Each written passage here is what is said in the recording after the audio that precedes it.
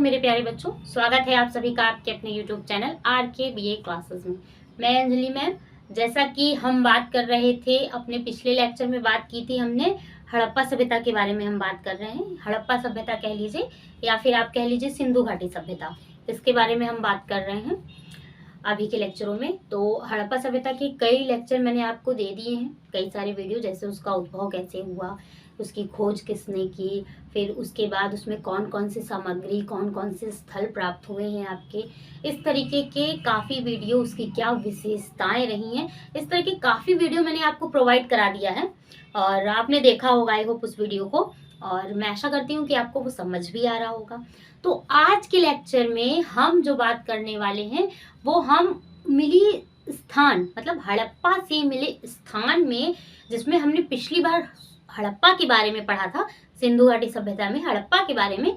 तो इस लेक्चर में हम मोहनजोदड़ो के बारे में बात करेंगे कि मोहनजोदड़ो से कौन कौन से स्थान प्राप्त हुए हैं, मोहनजोदड़ो की खोज किसके द्वारा की गई थी, मोहनजोदड़ो में क्या क्या प्राप्त है, और उसे एक व्यापारिक दृष्टिकोण से क्यों इतना महत्वपूर्ण माना गया है, किस तरीके के स्नानागार या फिर कुछ भी प्राप्त हुए हैं मोहनजोदड़ो से कुछ भी आपके प्राप्त हुए हैं, तो वो किस तरीके से प्राप्त हुए हैं, कहाँ से प्राप्त हुए हैं और क्या प्राप्त हुआ है। मोस्ट इम्पॉर्टेंट है क्या प्राप्त हुआ है, तो उसके बारे में बात करेंगे आज हम। तो बच्चों देखिए, मैंने आपको हड़प्पा के बारे में बताया था, हड़प्पा से किस तरीके की मूर्ति मिली थी, क्या मिली थी, उसकी खोज किसने की थी। तो आज के वीडियो में मोहनजोदड़ो पे आइए हम देखते हैं, बात करते हैं। तो कुछ पॉइंट्स लिख रखे हैं मैंने जो बहुत ही ज़्यादा यूज़फुल है आपके लिए और बहुत ही ज़्यादा इम्पॉर्टेंट है। तो देखिए क्या लिख रखा है, देख लीजिए उसको आप पहले। ठीक है, तो मैंने लिख रखा है पहले मोहनजोदड़ो। तो मोहनजोदड़ो को मृतकों का टीला भी कहा जाता है। क्यों कहा जाता है? जैसे मैंने आपको बताया है कि केनेडी ने आपके मैके आदि वैज्ञानिकों की बात को नकारा था, कि उन्होंने कहा था कि मोहनजोदड़ो का अंत क्यों हुआ, क्यों इस सभ्यता का पतन हुआ। लेकिन आपके केनेडी ने क्या कहा था कि यहाँ लोग जितने भी आपके कंकाल प्राप्त हुए हैं, नर कंकाल, वो आपके प्राप्त हुए हैं किसी बीमारी से ग्रसित होकर वहाँ के लोग मरे थे।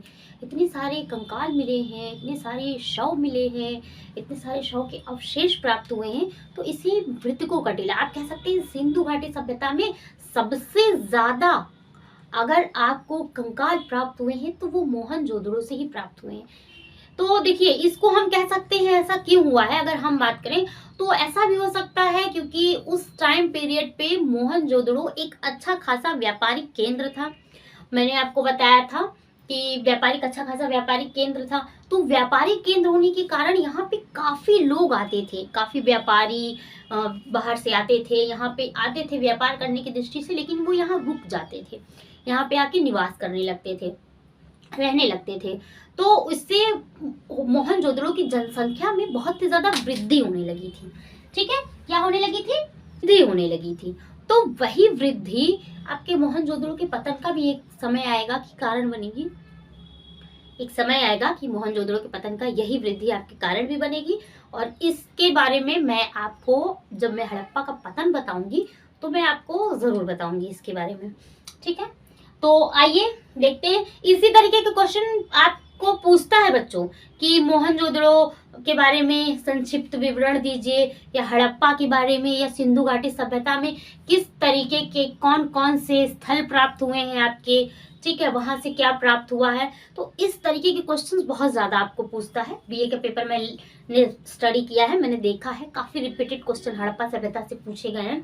तो हड़प्पा सभ्यता को बहुत ही ध्यान से आप लोग पढ़िएगा ताकि आपको कोई भी प्रॉब्लम ना हो। अगर हड़प्पा सभ्यता से आपके कोई भी क्वेश्चन पूछ दे, चाहे वो 2 मार्क्स का हो या फिर 10 मार्क्स का या 15 मार्क्स का, कितने भी मार्क्स का हो, शॉर्ट से लेके लॉन्ग तक के सारे आंसर आपको लिखने में एक भी असुविधा ना हो, ऐसा मेरा प्रयास है। इसलिए जितने भी क्वेश्चंस पूछे गए हैं उन सब को मैं अपने वीडियो के माध्यम से सॉल्व करा रही हूँ, और बहुत जल्दी मैं आपको पेपर भी सॉल्व कराने वाली हूँ। तो आइए देखिए क्या लिखा है मैंने। तो पहले देख लीजिए हड़प्पा सभ्यता की खोज किसके द्वारा की गई थी। तो मैंने बताया था, जब मैंने विकास के बारे में, उद्भव के बारे में बात की थी, तो बताया था आई होप आपको याद होगा। अगर याद है तो प्लीज फट से कमेंट करके बता दीजिए मुझे। ये नहीं याद है तो फिर से एक बार देख लीजिए और इस बार अच्छे से समझ लीजिए और याद कर लीजिए। तो खोज की थी राखल दास बनर्जी ने। कब की थी? 1921 में आपके हड़प्पा की खोज हुई थी। जस्ट एक साल के बाद 1922 ईस्वी में आपकी खोज हुई थी मोहनजोदड़ो की। तो 1922 ईस्वी में उत्खनन हुआ था आपके राखल दास बनर्जी द्वारा। किसका? मोहनजोदड़ो का। ठीक है। सिंधु के लरकाना जिले, अब ये सिंधु मैंने बताया सिंधु घाटी सभ्यता या हड़प्पा सभ्यता।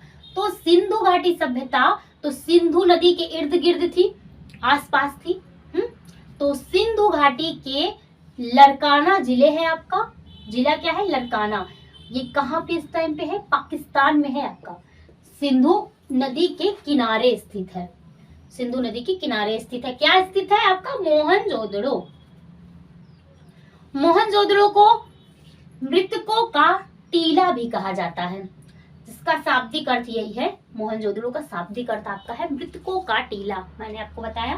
ठीक है। उसको जरूर से जरूर कोई भी क्वेश्चन पूछे मोहनजोदड़ो के बारे में तो इस बात को बहुत जरूरी है मेंशन करना कि मोहनजोदड़ो का शाब्दिक अर्थ या मोहनजोदड़ो को मृतकों का टीला भी बोला जाता है। आई होप बच्चों समझ आ रहा होगा आपको। ठीक है। नेक्स्ट देख लीजिए।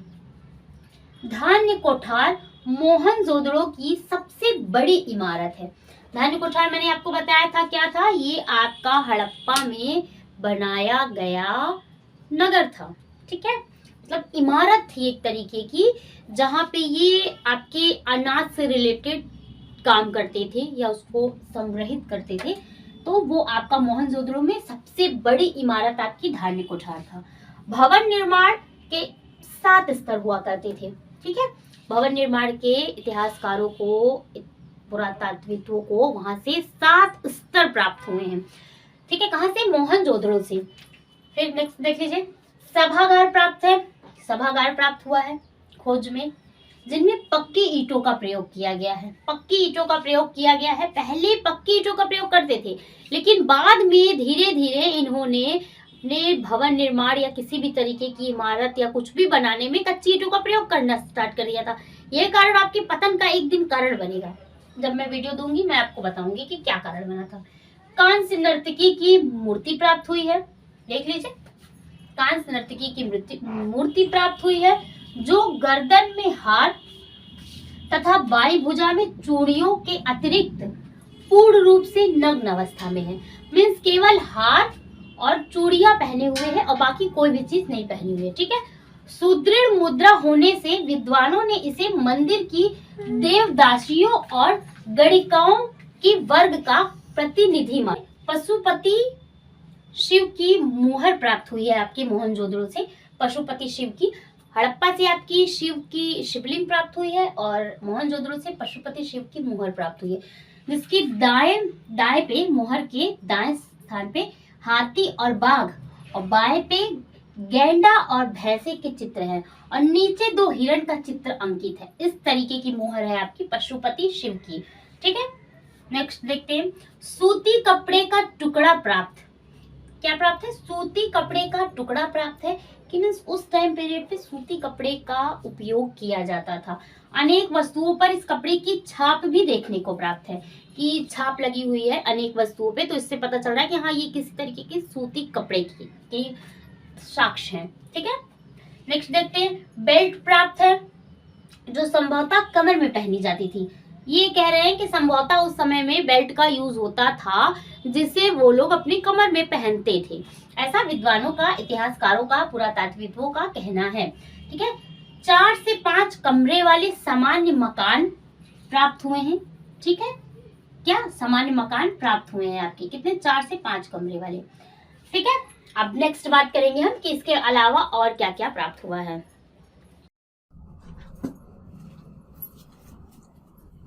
तो अब हम क्या बात कर रहे हैं? नेक्स्ट हम बात करेंगे पुजारी का सर। पुजारी का सर मोहनजोदड़ो से प्राप्त है, जो चूना पत्थर द्वारा निर्मित है। ये इस तरीके का भी साक्ष्य मोहनजोदड़ो से प्राप्त किया गया है इतिहासकारों द्वारा, पुरातात्विकों द्वारा। नेक्स्ट देखेंगे। यहाँ से खिलौने के साक्ष्य भी प्राप्त हैं। क्या खिलौने के साक्ष्य मिले हैं? तो वो कैसे खिलौने हैं? वो सरकने वाले टाइप के खिलौने हैं। और आपके एक बंदर की खिलौना प्राप्त है जिसकी भुजाएं चलायमान हैं, मतलब चलती हुई भुजाएं हैं। आपने वैसे खिलौने आजकल भी देखे होंगे। और आपकी भैंस के, बैल के, ऐसे टाइप के भी बहुत सारे खिलौने प्राप्त हुए हैं। काफी सारे खिलौने के साक्ष्य भी आपके मोहनजोदड़ो से प्राप्त हैं। ठीक है। और यहाँ से देखिए क्या प्राप्त है, फियांस की बनी एक गिलहरी प्राप्त है। क्या प्राप्त है? गिलहरी फियांस की बनी है, जो एक गिलहरी का भी आपको यहाँ से मोहनजोदड़ो से साक्ष्य मिला है। ठीक है बच्चों, ओके। फिर देखिए नेक्स्ट क्या है, महास्नानागार। क्या महास्नानागार प्राप्त है जिसमें 2.5 मोटा बिटुमिन, ठीक है, बिटुमिन लगाकर उसे सील रोधी बनाया गया है। सील रोधी मतलब वो कभी उसमें सीलन ना हो, वो जल्दी खराब ना हो, इस तरीके का। वैसे तो मैंने आपको बताया है कि वहां की व्यवस्था कितनी ज्यादा अच्छी थी। तो ये जो स्नानागार या भवन मिले हैं, ये सब उस व्यवस्था की ही बारे में आपको बताते हैं, उस व्यवस्था की पुष्टि करते हैं कि वाकई में वो व्यवस्था कितनी अच्छी थी। तभी वो आज भी जब इतिहासकारों को प्राप्त हुई है तो उसके अवशेष कुछ ना कुछ वहां से मिले हुए हैं। ठीक है, सिंधु घाटी सभ्यता से या हड़प्पा सभ्यता से। ठीक है। और मोहनजोदड़ो में क्या प्राप्त है, 51.5 semi into 26.5 semi into 9 semi की साइज में सबसे बड़ी ईंट आपकी, क्या सबसे बड़ी ईंट आपकी कहां से पाई गई है? मोहनजोदड़ो से आपकी ये सबसे बड़ी ईंट पाई गई है। उसके बाद नेक्स्ट क्या है, यहाँ से हाथी का कपालखंड, हाथी का कपालखंड प्राप्त है। मीन्स उस टाइम पीरियड पे आपके हाथी के साक्ष्य उपलब्ध थे, यानी कि साक्ष्य के द्वारा पता चल रहा है कि उस टाइम पीरियड पे हाथी वहां पे हड़प्पा सिविलाइजेशन में थे। एक मुहर प्राप्त हुई है, नाव की आकृति वाली, नाव की आकृति की टाइप में इस तरीके की आपको एक मुहर प्राप्त हुई है। ठीक है, बात हो गई इसके बारे में, समझ आ गया बच्चों। नेक्स्ट देखिए क्या है, गले हुए तांबे के ढेर, मतलब गले हुए तांबे के ढेर और तांबे की बनी तलवार पाई गई है।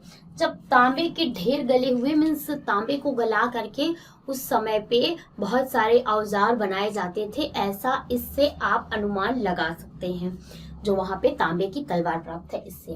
ठीक है, नेक्स्ट देखते हैं क्या है। नेक्स्ट आपका है, मोहनजोदड़ो से कई मकानों के सोपन का अस्तित्व यह दर्शाता है। मकानों के सोपन का अस्तित्व प्राप्त हुआ है और वो आपका क्या बता रहा है, वो बता रहा है कि ये 2 या 3 मंजिल तक के हो सकते थे। मतलब मोहनजोदड़ो के जो मकान थे वो आपके 2 मंजिल 3 मंजिल तक के मकान हो सकते थे। क्योंकि अब वो मकान तो देखने को नहीं मिल रहे हैं, उनके अस्तित्व नहीं है, बट उनके जो साक्ष्य मिले हैं उनको अध्ययन करने के बाद इतिहासकारों द्वारा आपके मोहनजोदड़ो की जिन्होंने खोज की है, आपके राखलदास बनर्जी जी, वो ऐसा बात बोल रहे हैं। ठीक है, या उनकी टीम द्वारा ऐसा बात बोला जा रहा है। फिर नेक्स्ट देखते हैं, मोहनजोदड़ो की जनसंख्या लगभग 35,000 थी। कितनी थी जनसंख्या? 35,000 जनसंख्या लगभग उस टाइम पीरियड पे मोहनजोदड़ो में थी, जो मोहनजोदड़ो के पतन का कारण बनी होगी। ठीक है, आई होप गाइज आपको वीडियो अच्छी लगी होगी। अगर वीडियो अच्छी लगी है तो प्लीज चैनल को सब्सक्राइब करें, वीडियोस को लाइक करें और बेल आइकन को जरूर से जरूर प्रेस करें ताकि कोई भी वीडियो आप तक पहुंच जाए। Thank you for watching this.